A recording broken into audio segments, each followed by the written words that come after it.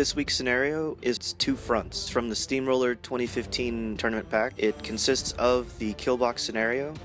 There are two rectangular zones. You can dominate the friendly zone for 1 control point. You can control the enemy zone for 1 control point and dominate the enemy zone for 2 control points. And you can destroy the enemy objective for 1 control point, 5 control points, or assassination of the enemy warcast. Pokey here. Somebody may be looking at this list and thinking, hey, did you just play this list? You're right, I did just play this list. But because of the way the last video worked out and the comments that I received, I went ahead and made a change that a lot of you had suggested, which was remove the Croak Raiders and put in the Nihilators. Freeing up 2 points from that original list, I went ahead and put in Maximus. Figured I'd give him a try, see what he's up to, see if he fits the bill. He doesn't necessarily go for the feet, but he's good. Alright gang, Warmachine is here, and I am playing Grim Angus this week. Really don't know if Mountain King is a great idea to have in a Grim list, but with the Glacier King coming out, I don't know that I'll get a chance to put Mountain King back on the table. I went with 2 units of Fire Eaters and a Pyre Troll. I like them in any list. I used a unit of Warders, mostly because I wanted to have some sort of staying power if I lost the Mountain King, Krielstone, and the UA. And then I wanted to get the Digmies on the table. Again, haven't really used Grim, but I like the fact that he drops defense, so I figured that's a good mix. And then the Chronicler and Janissa can never go wrong with those. For my deployment, I was trying to keep most of my support in the center because I knew I was going to pretty much keep everything in the center because I really didn't know where he was going to deploy. So I was just thinking small control area, keep most of the stuff in the middle, and go from there. The Nihilators, I figured, are going to go up, hopefully to flood my zone, protect my zone, and stop him from scoring points. That was the main idea. Plus, they're pretty fast at speed 6, so they can get pretty much anywhere they need to go to. Maximus, I put him on the other side, hoping he could be a speed bump, cause some terror checks, something scary, but I had to make sure he was more than 3 inches away from the rest of my stuff. So that is why he has been placed more than 3 inches away. For my initial deployment, first thing I wanted to do is I surveyed the board, and I figured if I can load my Warders and my Mountain King up on my zone, I have a real good chance of not being able to get kicked out of that. So at that point the goal comes, like, what can I put up with this house?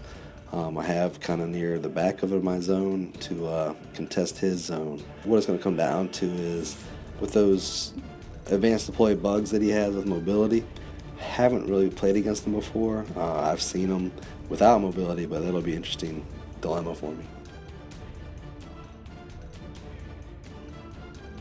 Alright, advanced deployment. My hope was to try to get some good drifts into his line, get some poison drifts in there with snipe and everything else. That's a good 14-inch range. Plus there's the mobility. The distance I was measuring there was to make sure that my caster could get between the bugs once he puts mobility up. Alright, for my advanced deployment, I like to group the Fire Eaters up in what I call the flame wheel. And as I'm looking over the board, I'm thinking about that, but then I decide, you know what, he's got 2 of those Sentinels, so I figured I better spread them out. I think they're called Sentinels, whatever the scorpion bugs that splash all your guys down. In doing this, I kind of figure out that, I'm going to need my Digmies to help contest the top zone, so I want to get them all to position where the one in front can burrow, take the rest of his buds with him, and get up into his zone area, kind of muck up his Nihilator some. Alright, with him having advanced deploy, my thought was, maybe I can scatter action kill something this turn with mobility and far strike up, be able to get some first blood there. So first thing I need to do was to run up the rest of the army. We'll run up the parts that I could, hoping that I could get them up far enough to where they could maybe keep them back, maybe not, I'm not sure. but they, the Nihilators, they move pretty far forward. Then Xerxes activated. He'd cast mobility, came forward. He put Ignite up on the Nihilators, and then I went ahead and, because the Raider was bonded to Xerxes, I went ahead and put up the free Animus of Far Strike. And to make sure that nobody went crazy and got scared, I ran Maximus up. I then took the first Sentinel, 5 inches, because regular speed plus mobility gives me 5, plus Far Strike, so I'm should be able to get right to the zone. And right now we're discussing the math of how far can I actually get to, and did he deploy close enough with this full advanced deploy for me to actually be able to shoot him. So we're going over the table measurements of 40-inch table, deployment zones, blah blah blah. So we figured out that if you go the very front of my base and the very front of his base, I should be able to just barely make it to him. So I boosted to hit on the little guy, and then I boosted to hits on the other, the boosted damage on the other guys. So forcing tough checks for him. Luckily for me, not good enough to keep him on the table. So they all came off. I went ahead, moved up the Willbreaker, had him force the Sentinel to shoot again. Now it's going to fall short because I'm now at an angle versus straight on. But it will fall just a little short, just right in front of. So we use a little token. I'm hoping for a good scatter. And I think it just barely clips that guy. Of course it's 3 dice because it's poison. So kills that guy, and the Raider moves up, gives Far Strike to the other Sentinel. Then the Soldier activates. Soldier runs to tow the zone.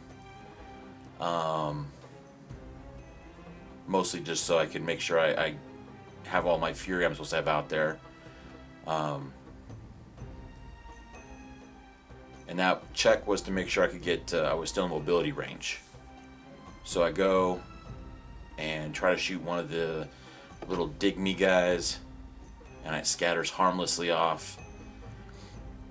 Shame, but hey, it's what we can, it's what we can do. It's all about the lucky scatters.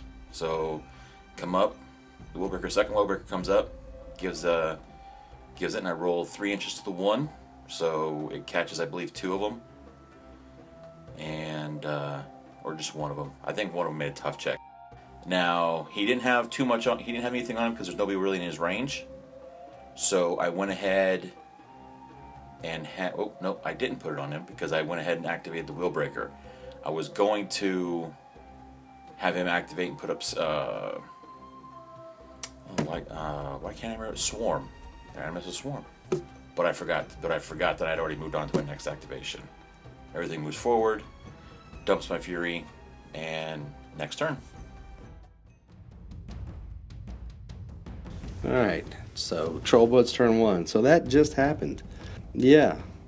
Not only did I lose my first unit of Fire Eaters before I even get to activate them, but he managed to take out the leader of the Digmies and back my tunneling marker up a good 5 inches.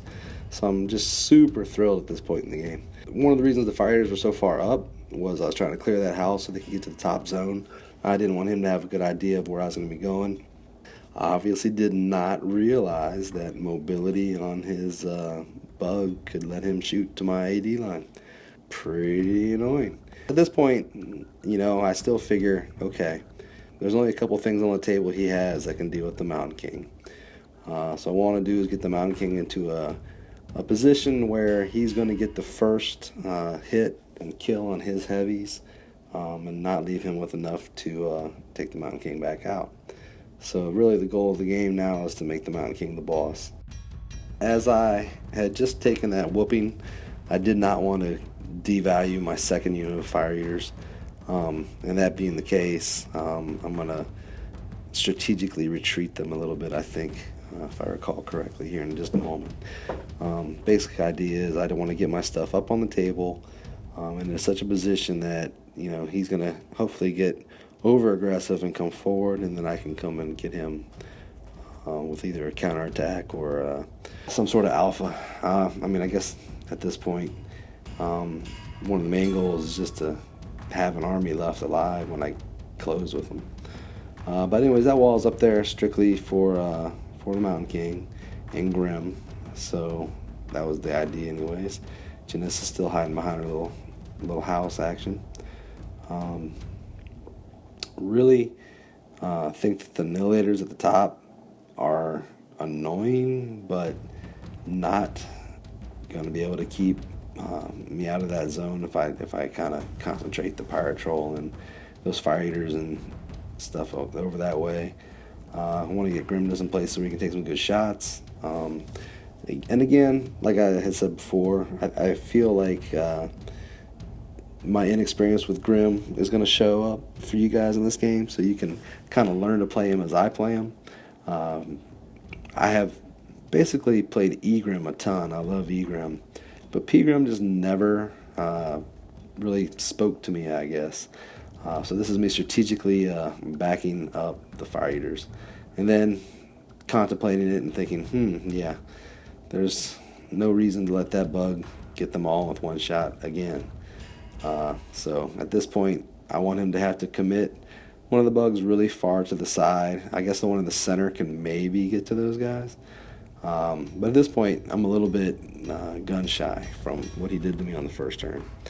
So again, the plan here is put the Mountain King up into a position where he's going to be able to threaten different parts of the board. He's assaulting right now. I put the wall up there to make sure that he's stopped when he's coming forward. Didn't want him to get too far up. Krielstone's going to come tuck in behind him, and the Pyre Troll's going to get in position. Chronicler's going to put the storytelling buff on the Krielstone, and we're going to see if I can make it to a next round. Alright, turn 2. I pull my Fury back. Mobility goes away because it's just for the turn. With the Mountain King as far forward as he is, they kind of made it a little scary. Now I have to figure out what to do with him. I could start shooting him and trying to plink away at him, but under the stone he's like armor 21. And even with poison and boosting, it's going to make it really tough to be able to do too much to him. So, not to ignore him, but to hopefully whittle away some of the other things around him to make it to where he's, the only thing left on the table. I start to, my plan is to try to take out other things. So I advance the Sentinel far enough up, hoping to stay out of range of the warders, I think they are, and try to plink away at some, try to damage them some. Unfortunately, I think I do like up point of damage, which gives him battle driven, and that's about all the damage I can do. I activate my caster. He moves up. He does the free animus, does mobility. I move the Sentinel up. He's actually turned a little bit, but the claw and those claws. But I want to shoot Janissa. You can't see her, but she is hiding between the Mountain King and that building on the backside. She's got like a stupid high defense. But I go ahead and I try. I think I scatter just a little bit off, but not enough to kill, not enough to directly hit her. But I do hit her, and I think some of the Dignies that are hiding back there. No, the Dignies aren't back there. But I scattered just enough to get, to hopefully hit her, to put some damage out on people, but didn't roll high enough. Go ahead and try it again. This time I have to do it natural, bare bones, and it scatters over to the middle of the building. There's nothing there. That's kind of the way it goes sometimes. My plan is still intact, though. Try to whittle out some of the. Try to whittle down the support pieces. do what I can to keep him on his back foot, I guess. So that's why now you see the Nihilators that still have Ignite on them running forward, hoping to clog some of the lane up. Because with the Mountain King sitting there, he is not going to be able to have a landing spot if he tries to trample over him. Which, I mean, he can still trample over him. But hopefully he won't have a landing spot, and that'll hopefully keep me out of trouble from him getting to either one of my bugs. Maximus ends up moving around the wall because I looked at the card and, hey, look at that. He does not have Pathfinder. Then the Beast Handlers advance forward, and they start to manage my Fury. And then the Willbreaker moves, the Extoller moves up, and that's my turn. Trollbloods turn 2. So, the plan on this turn is to clear out the 2 Nihilators that would be in the charge path, the Mountain King, and I'm hoping the Mountain King can kill himself a couple bugs. I have some order of activation issues I have to get through on this turn. And one of those is I need to make sure, and again, I think that I just idioted myself in the first turn and kind of left myself in a position where I'm not easily going to be able to get the stuff done that I need to get done first. So, for example, first thing I want to do is clear out those 2 Nihilators that are in front of the Mountain King and go get an alpha on his heavy-hitting bug. In order to do that, I'm going to need to clear out some of these Nihilators. Now, bringing up these Digmies actually kind of messes up and mucks up my order of activation. And why is that such a big issue? It's a big issue because they're popping up on like the maximum 24-inch line, and they really want to be further up. They deployed on the 16-inch line, so they're way further back than I'd like them to be right now. And in fact, all these guys with reach up here are making it so I need to make sure that my fighters are going to assault those guys, and I don't want to be taking out my Digmies with them. And what I wind up doing is kind of mucking up, and I don't activate my Krielstone when I wanted to activate my Krielstone this turn. So, anyways, I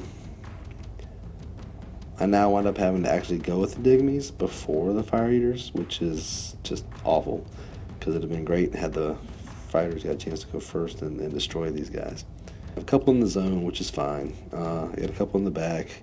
I actually had visions of wanting to keep enough around in the back that I could tunnel on the next turn, but we'll see how that winds up. Anyways, I did at least make it, and I'm pretty happy that I did at least make it, so I was going to get to use my fighters this turn. It was one of those situations where I really was kind of hesitant, thought I might lose the entire unit before they got to do work. I think backing them up was the right play. I think each one's going to get at least a chance to spray down 2 things. So let's see how this goes. 2 of them are boosted and 1 is not. And then the one guy you wouldn't want to have stick around does not. So the one guy made the tough roll is the close one, and the one that did not make the tough roll was one of the ones that I had to clear out for the Mountain King. And even the unboosted guy gets some work done. So Fire Eaters, good. There you go, buddies. That's what you're supposed to do.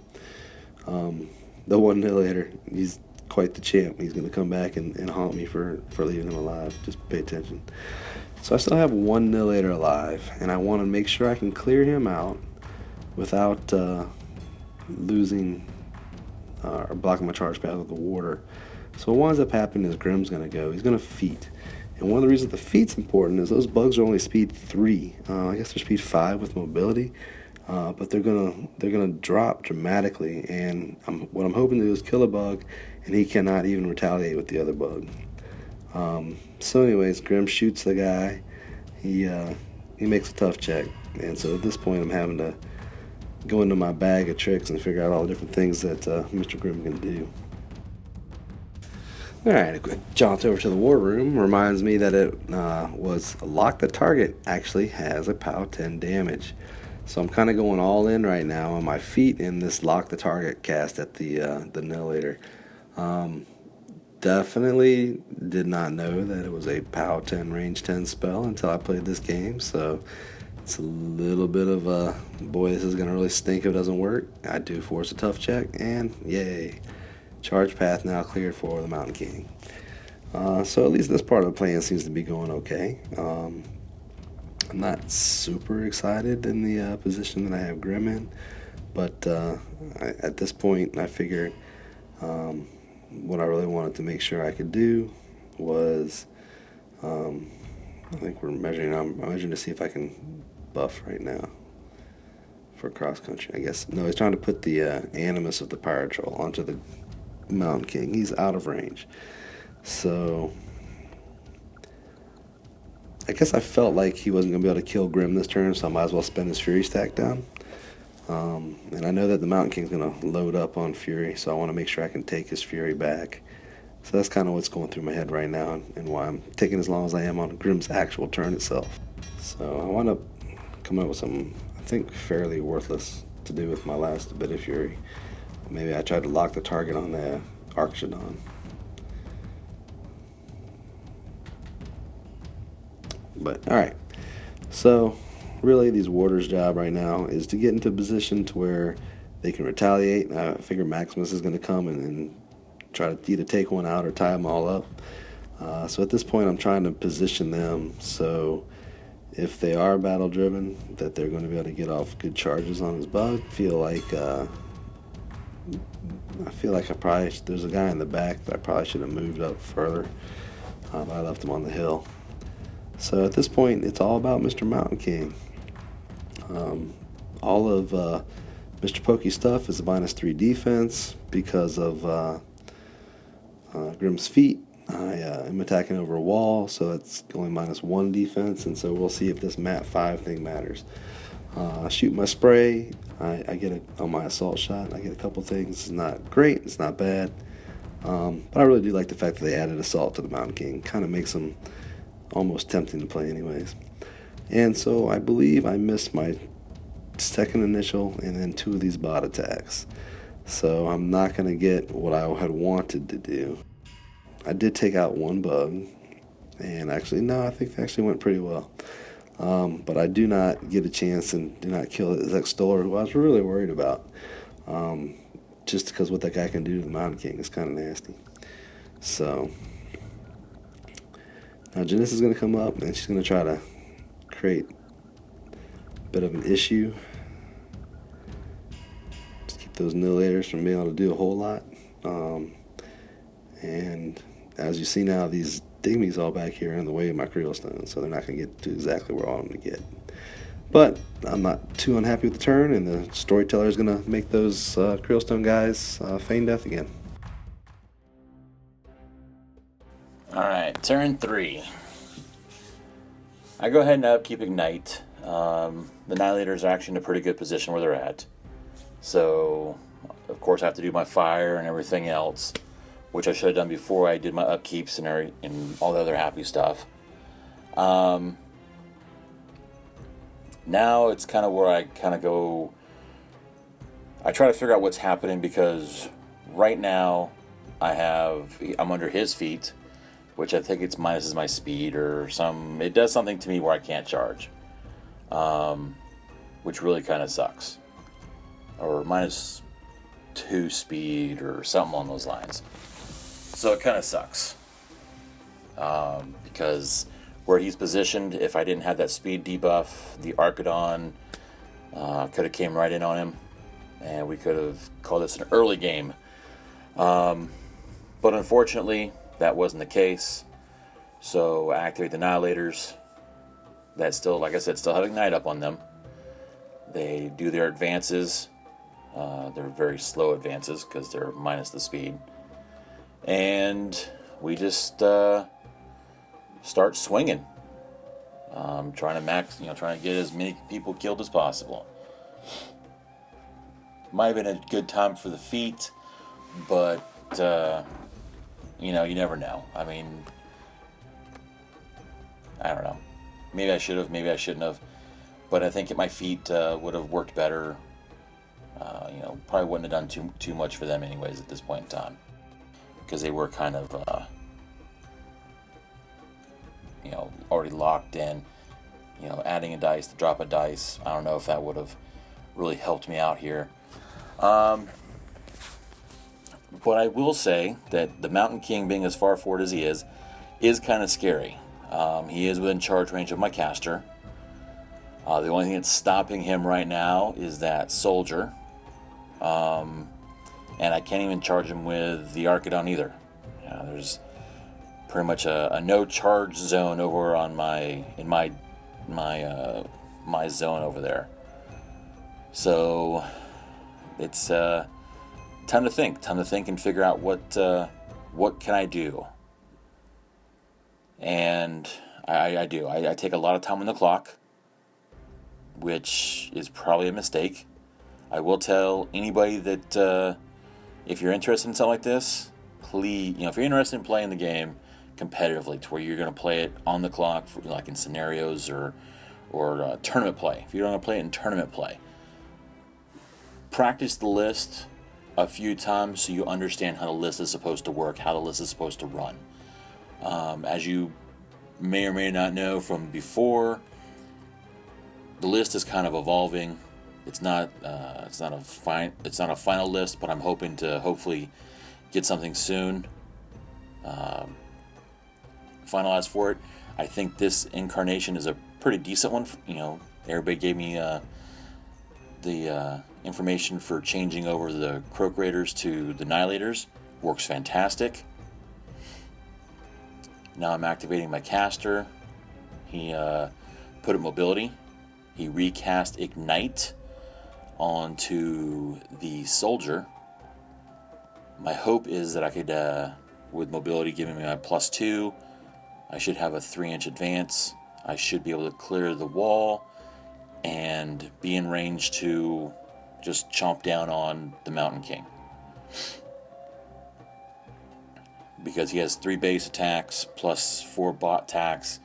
That should hopefully do some serious damage to the Mountain King with Ignite. Unfortunately, I can't enrage him because that means he'd have to charge. And that's just not something that's going to happen. So now the Willbreaker runs over. Well, walks over because he wasn't affected by the feat. And puts Puppet Master up on the Archidon. The other one activates, and I think he puts Puppet Master up on... Yes, he puts Puppet Master up on the Soldier.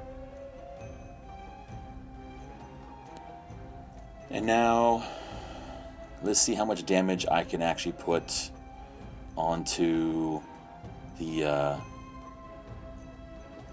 Mountain King.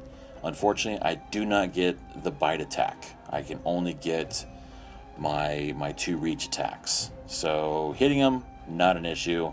I did end up popping feet, as you can tell. So now it's just a matter of trying to put as much damage into him as possible. I want to say I'm down... he's like armor 21 or some crazy number. So I'm like down 4 or something like that. So not doing a whole bunch of damage. Doing some damage, just not a whole bunch. So yeah, so we're just going to continue to fill him all the way up to the top. And yeah, just go until he's full. Archidon advances with mobility. It brings him back up to like a speed 6.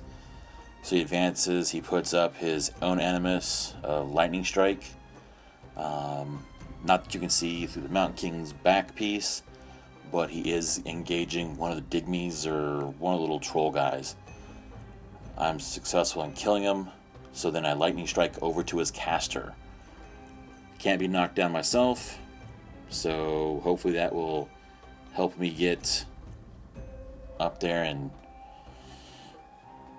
force him to do something that he may not want to do, like a free strike or something, because, well, free strikes can do some damage. So Then the Willbreaker, not the Willbreakers, the Beast Handlers come up and they try to do some damage. Now the Raider comes up and he tries to pop a shot at the stone, puts 2 for Far Strike, and yeah, we roll out and tough check, and I think it's my turn. Kind of nice when the whelps can actually influence some stuff. So the lack of speed on his bug made it so that he can only move the mobility 2 inches, so really helped out keeping Mountain King alive. And at this point, my thought is Mountain King should be able to take out both those bugs, and then I'm pretty much in a position where he has nothing left that can really deal with the Mountain King. Due to Fury mismanagement, I do wind up cutting, which is annoying. Okay. So the plan going into this turn is Mountain King takes out the 2 heavies, and we start really cranking up the scenario pressure and make him have to commit Xerxes to try to kill the Mountain King. So that's what we're thinking going into this turn. That one Nihilator that toughed and lived really did a number, which was pretty good. And so at this point, I'm trying to clear up Nihilators in order to get Grim into a position where he can sort of back out. Janissa is going to get all fired up and go swinging with her armor-piercing attack. That's what she's doing behind that Mountain King. Not exactly a tremendous play with Janissa, but you should never forget about it in our arsenal. She can definitely do some damage.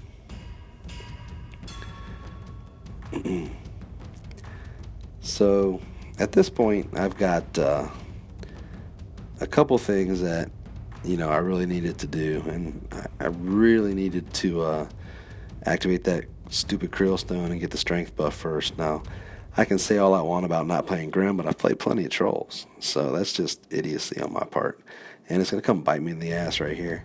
Anyways, Mountain King's going to walk himself on over. He's got both of them in range, and swinging at POW 19s instead of POW 20s, and that's really unfortunate.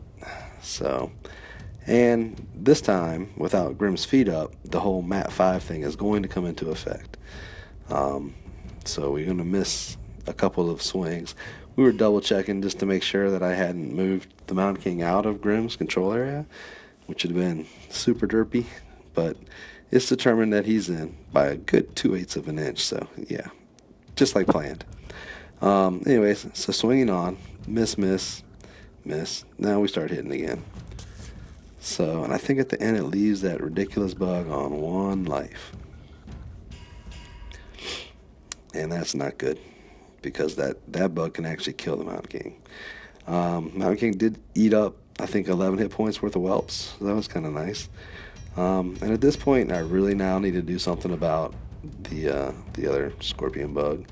So this guy's charging Maximus to block line of sight, so I don't take a free strike. And this guy's going after the bug. We determined to head line of sight. And then I'm just kind of surrounding old Maximus there. I believe I'm trying to bait Pokey into taking a free strike right here and getting battle driven running. But I think he passes on it. No, I blocked his line of sight. Anyways, Maximus dies. I kill 1 Paingiver, I believe, and I do a good bit of damage actually on that bug. And again, those would have hit even harder had I activated the stone. So eventually we'll get there, but why make it easy?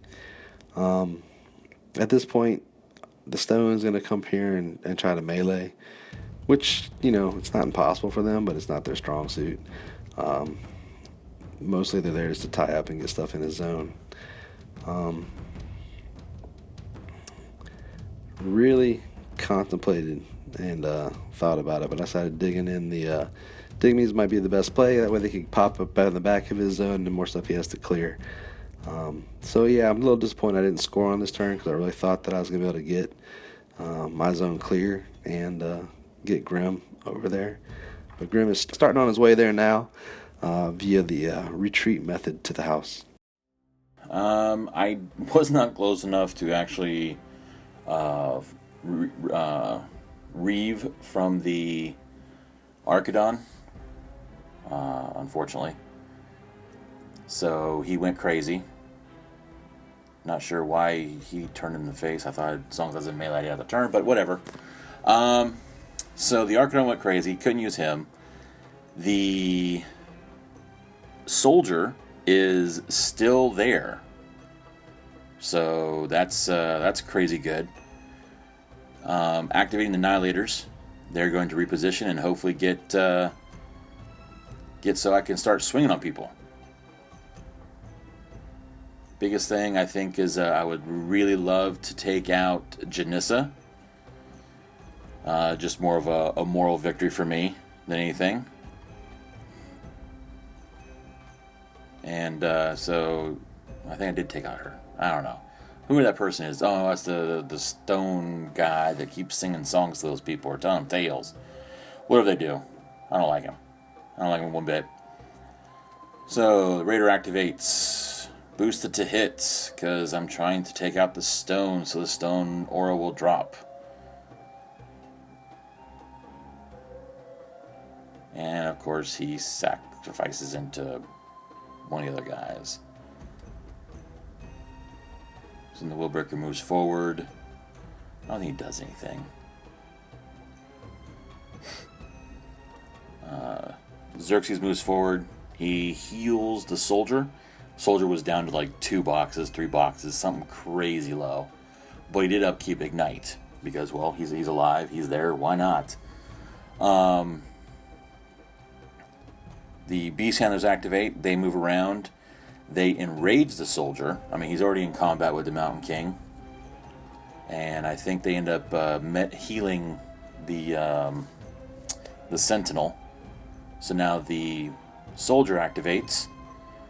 Charging, of course, because of Enrage. Charges the Mountain King. Big base, allows me a lot of options for movement. So I take my first swing on the Mountain King and do nothing. Or no, I do like a point. Not a good start. So I take one of my claws. I think I go after the stone guy. Nope. I keep on going, buying attacks into the Mountain King because I just want to finish that guy off. And I think he just keeps on pooping out whelps. I mean, he needs to stop that. Who am I kidding? He ain't gonna stop it. But anyways, so I pretty much just go all in, do everything I can. He's only got a couple boxes left. The Sentinel comes in. He's close enough to swing, so I go ahead and just start buying and boosting and doing what I can to kill him off. And look at that. Sentinel for the win. Willbreaker comes up, has him do... no, he keeps on buying attacks against the little... the whelpy guys. And now the Willbreaker moves over. And gives the Soldier another attack. Because, well, I gotta try to kill those guys off somehow. And that's my turn.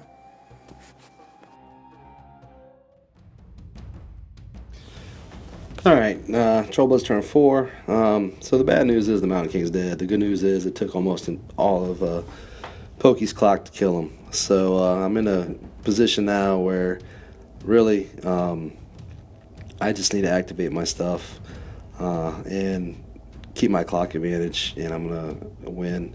The difference in this game and the last game I played with Egrim is the last time I played Egrim, I was all about trying to show what the list could do. In this game, I remember to actually play the game of Warmachine Hordes and look for a win condition. And when I gave up the Mountain King by leaving that guy on 1 hit point without health, with 1 health, where the Sentinel could come back and kill him, I definitely had to start looking for other avenues. How could I possibly salvage this? And the way to salvage it is to take out, at least this one heavy who's only on 3 life, with my warders, and to get Grim to safety. And if I do all that in a timely fashion, I don't think that, you know, it takes scenario victory out of the game for Pokey, because he's not going to get my warders out, and it really, running Grim away is going to take assassination out of the equation. At least that's the goal. And I just don't think that he's going to have the time that he needs to win this game. So, not always the best strategy, but don't forget when you're playing, it is a strategy. And that's kind of where I had to go. So really everything is just trying to tie his stuff up. I was able to kill his heavy. His other Sentinel is surrounded in warders, and you're going to see, due to the fact I had to once again cut myself, you're going to see Grim just reposition himself safely behind this house. So that's kind of where we are right now. Alright, turn 5. Let's see. Pretty much everything is there, everything's in. Archidon's missing, I think it's Spirit, so that sucks. The Sentinel outside of my control area, but it passed its command check. It passed its command check. So it's just gonna sit there. Hopefully not die a horrible death. The Willbreaker advances, puts Puppet Master onto the Nihilator, the lone Nihilator, all by himself, and fails to kill a guy. So it is what it is. But I need to kill that one guy to score a point. So I take the Raider in. Raider kills the guy, and now I'll be able to score a point, which is great. Activate Xerxis. He goes ahead, puts Ignite up on the Archidon. He then heals him, and then ends up killing that one guy off. So yes. So now my zone, except that one guy that's blocking my way, and then everything else moves up, and my time is running out. Alright, at this point, Pokey's really low on his clock. I just really need to run Grim to the side, tie up his stuff, and call it a day. A lot of real quick sloppy plays are made here at the end by both of us, just due to the fact that, I think me not knowing my caster, and the fact that it did take a long time to kill the Mountain King really kind of affected the clock in the game. Alright, turn 6. I got like 15 seconds left.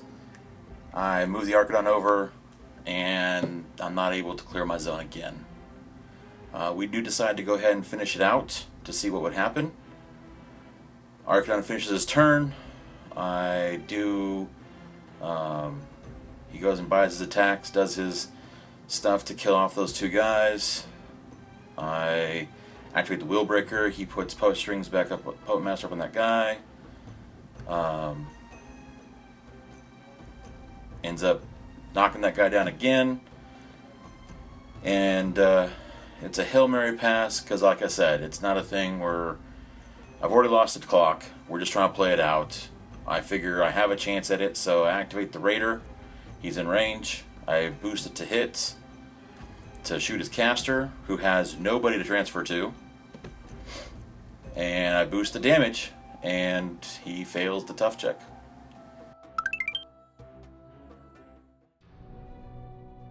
Alright, my afterthoughts. I appreciate the community helping me with changing the list to a better option, or a stronger list. And I'd like to thank Warmachinist for playing a great game, and I think if I would have been able to manage my time a little better earlier, this could have actually been a Skorne victory, with the same outcome of a final shot at the end. Still a great game. It was really brutal. Love the games that come down like this. Not the ones that end death clock, but the ones that just, by the time everything's all said and done, there's very little left on the table. Love those kind of games. I hope that in the future that I will play this list a little bit better, maybe in tournaments. And thank you for watching. Hope you enjoyed this game.